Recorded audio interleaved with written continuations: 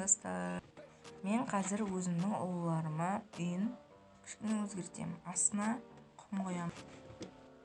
Бірінші ыдыстан ұлыларды алып, тамақтарын алып тастау керек.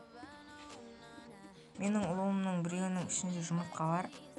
Сондықтан да мен оның үйін астына құм қояйын деп жатырмын. Олар құмға жұмыртқасын тастағаны ыңғайлырақ. Бірінші құмды құймай тұрып, ішіндегі заттарын алып шығамыз. Ішін дұрыстап сүртеміз. Сосын оның ішіне құм құямыз.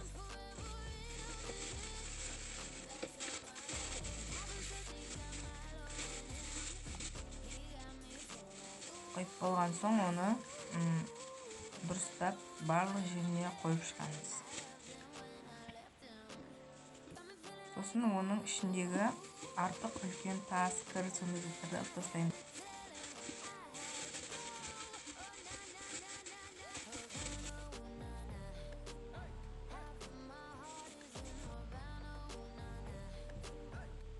Мына жандарында тұрған құмның кірлерін, шаңын қазір сүртіп шығамыз.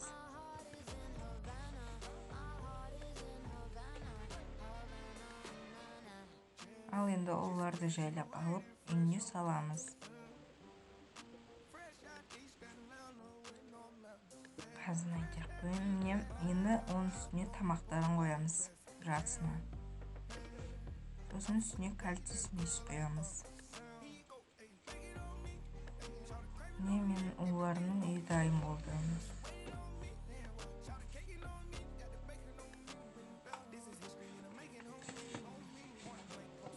Ал менің арманым сендерге де қызық шығар.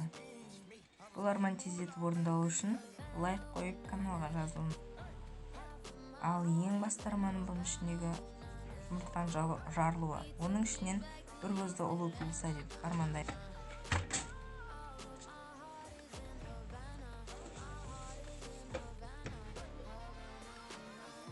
Бірақ енді ұлуды қолыңа қойып, ұстап ойнайын десең, не осы проблема.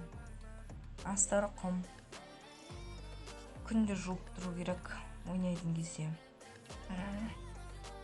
Әрине ыңғайсыз, бірақ ұлыларға ыңғайлы. Каналға жазылыңдар, лайк қойыңдар, комментарий тастаңдар.